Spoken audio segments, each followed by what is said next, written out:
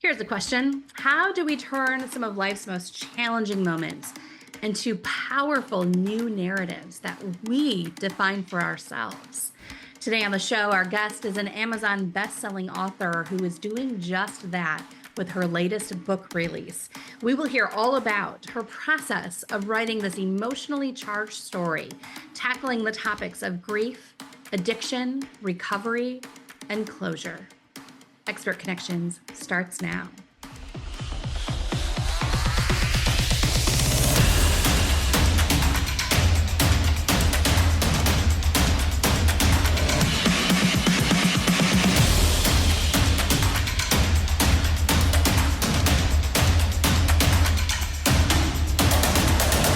Today's expert opens up about the highs and lows of crafting a personal story, a story of grief, addiction, recovery, and closure.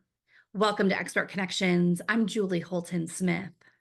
September is National Recovery Month, and depending on your personal experience with any form of addiction, those impacted by the recovery or lack of recovery, you might define this month a little different.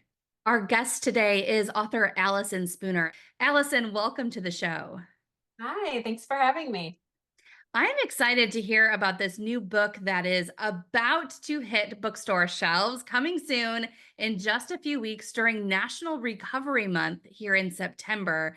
Allison, this book is a bit of a twist, a bit of a different genre from what we've seen in you in the past. We've seen flash fiction from you before. This book is a bit different. So first of all, tell us about your book and why the shift.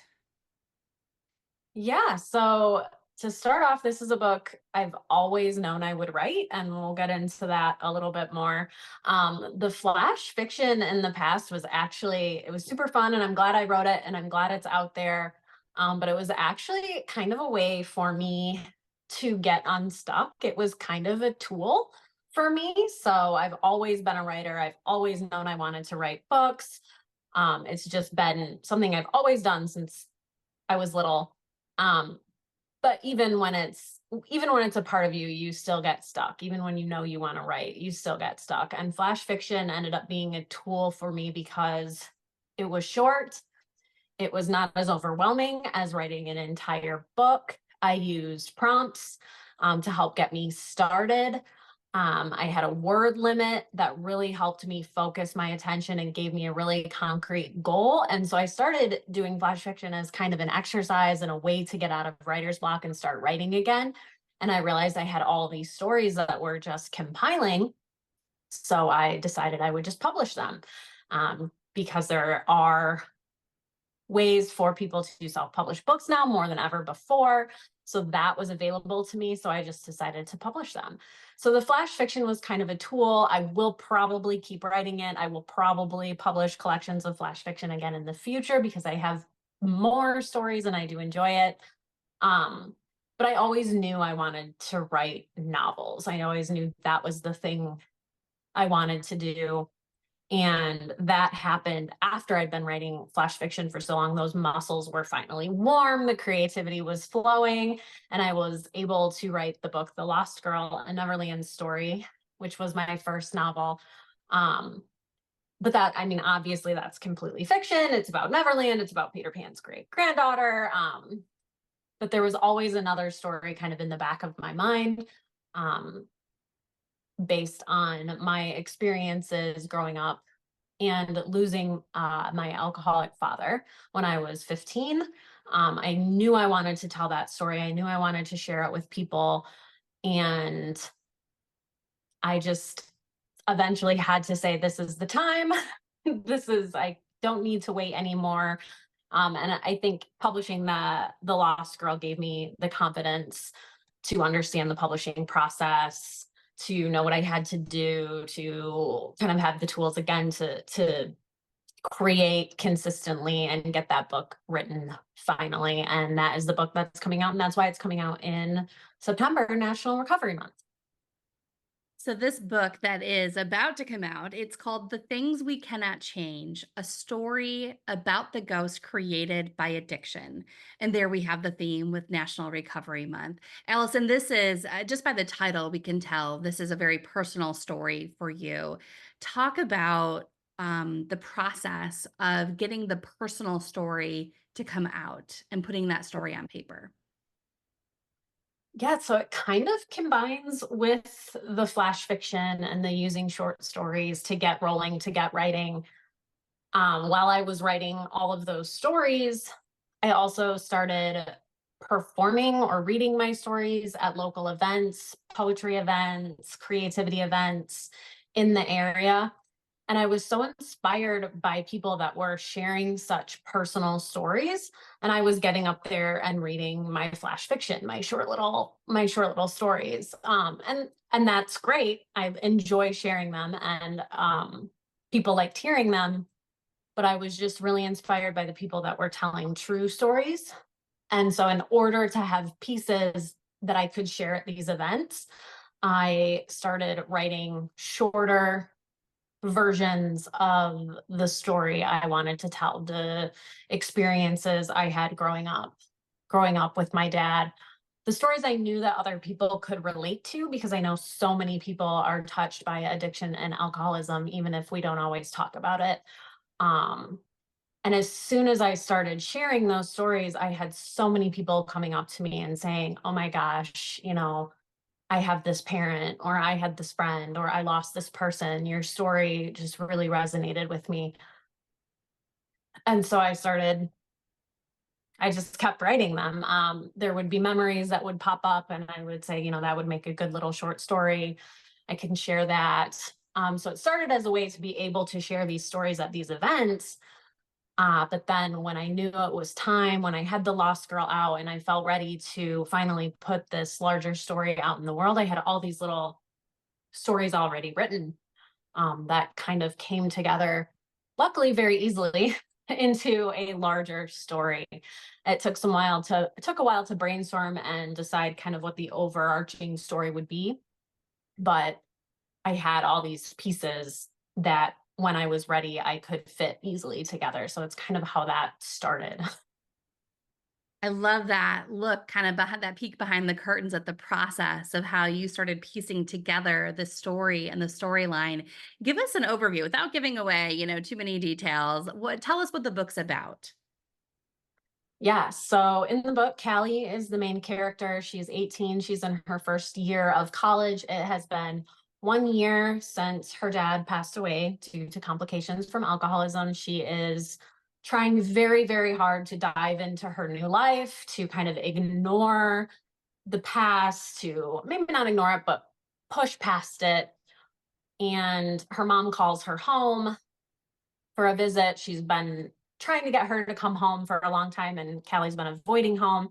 Finally, she goes home for a visit over spring break, and she is met by ghosts, both literal and metaphorical. So she is met by the actual ghost of her father, who is hanging around, trying to talk to her, trying to get her to address all these feelings in their relationship. And even with him right there, she's trying very hard to shut it out and to keep moving forward. But she eventually learns that um, you have to face the past, especially when it's literally face to face with you. Gosh, okay, so I'm imagining that this would have been a tough process in many ways. So I look at the challenges, talking about grief, writing about grief, the topic of addiction, the topic of recovery, the topic of losing a parent, and losing a parent too soon, and the impact on childhood, the impact on adulthood. All of these are very complex topics on their own.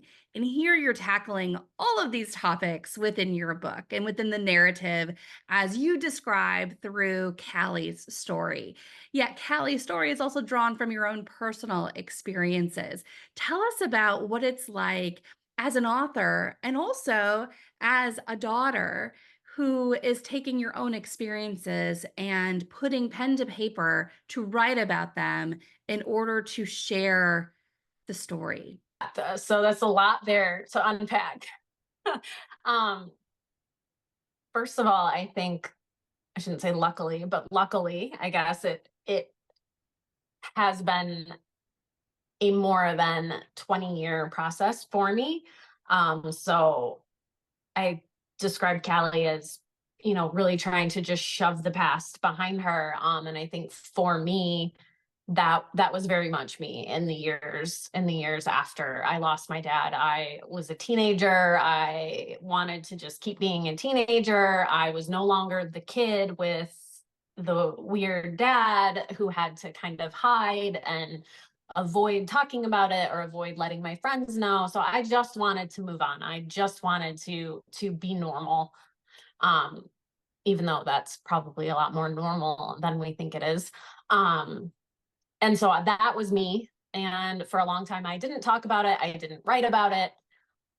But then in college, I was in a fiction creative writing class, and a story about a girl trying to face the demons of her past um, was what I wrote. And even my professor was like, this feels a little more nonfiction than fiction. And I knew then that this was trying to get out, right? It was creeping out because I had tried so hard to push it down. And even after that, it was 10 to 15 more years after I started consistently writing about it. So I had a long time to kind of process this. And I want to make sure people know that when they see me doing this, they're like, oh my gosh, it must be so hard to do this. And it is, but I've had 20 plus years to kind of process these things. And writing about it definitely has helped me process it. Um, and, folks say that, it must be very hard. Again, it is. But I also know that the end result is that people get to see someone else going through the things they might be going through, coming to terms with those things, but also seeing that there aren't always clear cut resolutions, especially when it comes to addiction, to alcoholism, to losing someone, to those things. There aren't clear cut answers. And that is one kind of, not to give spoilers, but that is one overarching theme in the book.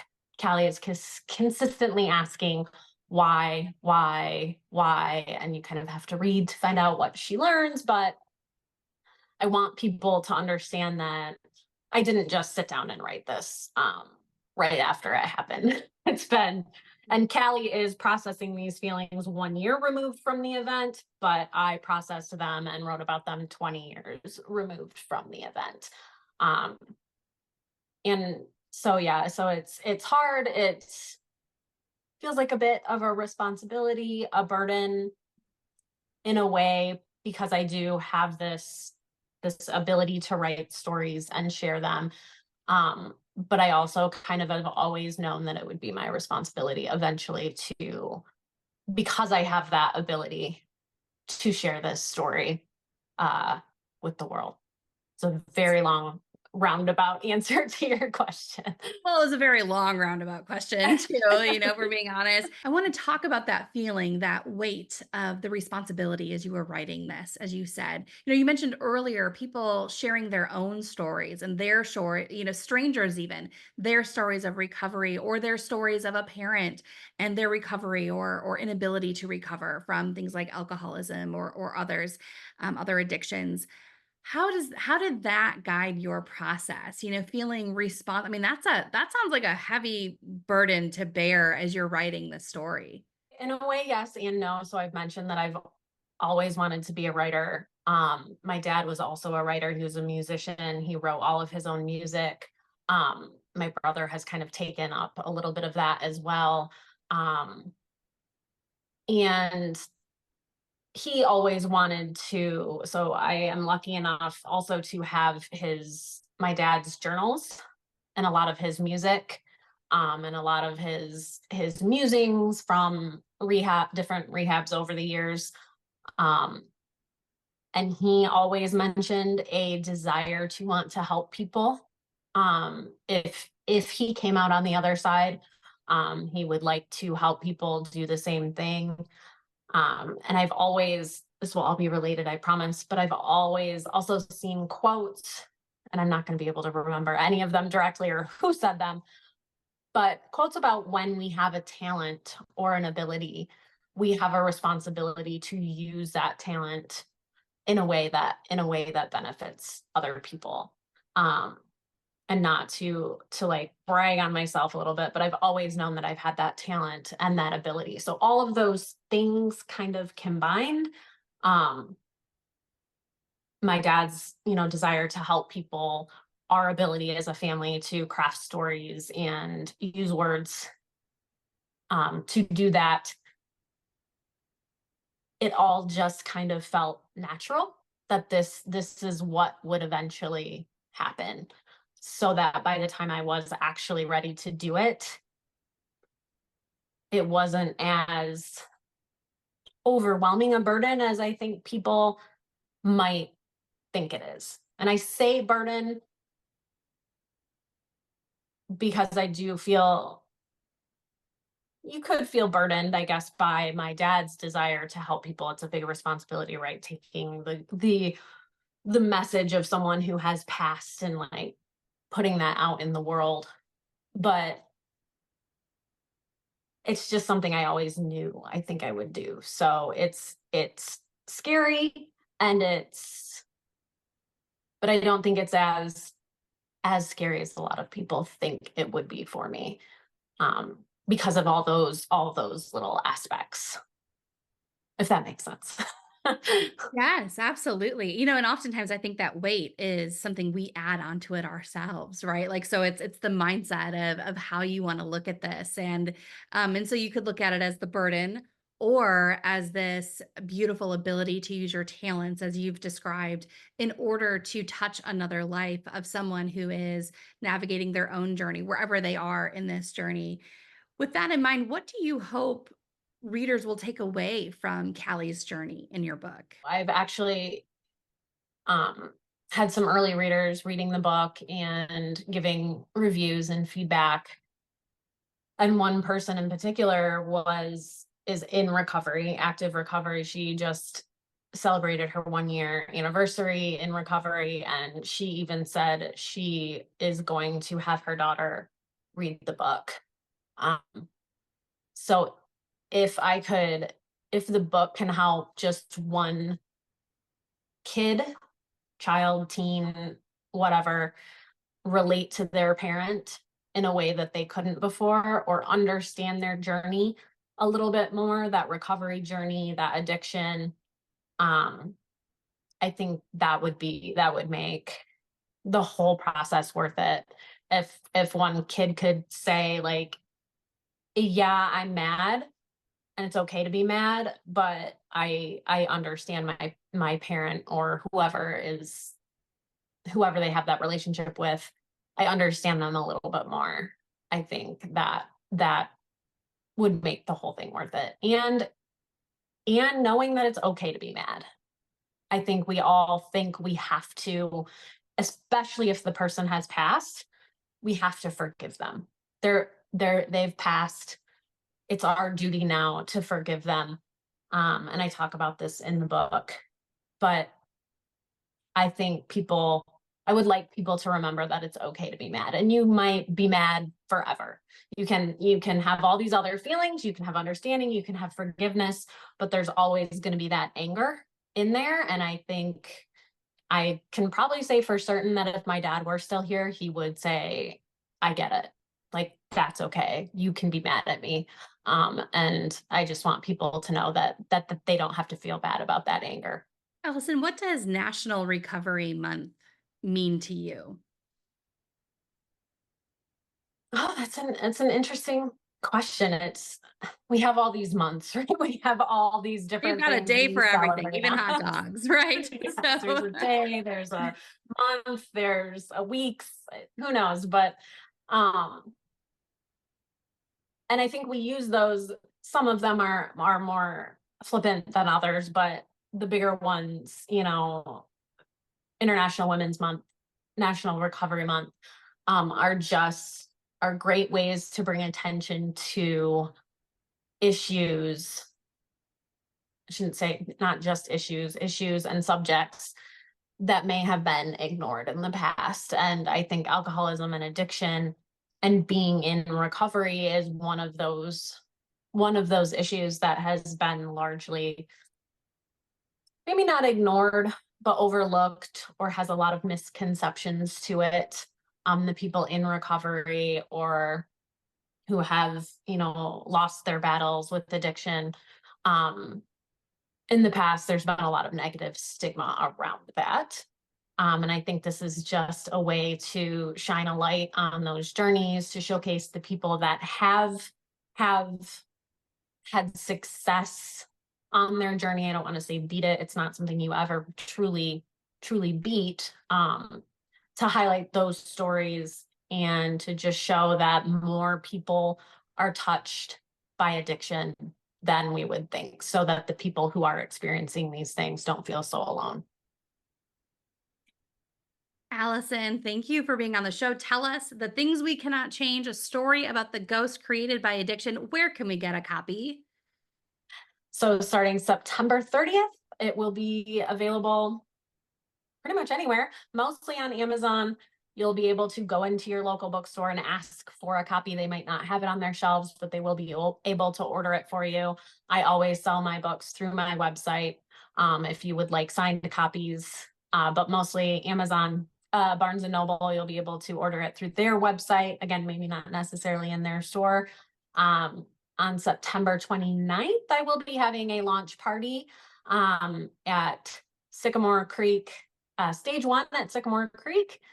And I will have copies available there as well if you want them a day before it launches wide.